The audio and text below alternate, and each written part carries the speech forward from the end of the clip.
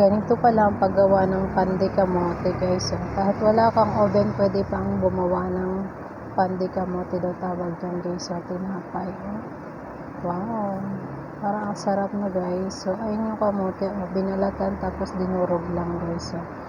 Dinurog-durog lang tapos nilagyan ng anis, asukal, itlog, ayan, gatas. So, ayan.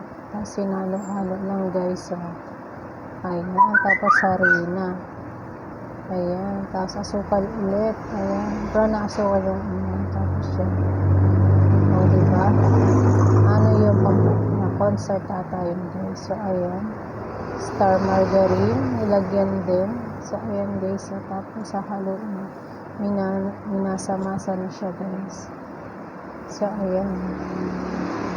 Tapos, binalutan ng plastic para umalsa. So, ayun nga guys, umalsa na siya. Yan. So, ready ito, ano na. So, ayun. Margarine ulit. So, ayun. So, hinulma na siya guys. Tapos, ayun. Wow. Tapos, ayun, sinalang na siya. So, ganun lang kadali. Hindi na kailangan ng oven. Ang galing naman. Tapos, binaliktad. Wow. Umalsa na siya yung tinapay.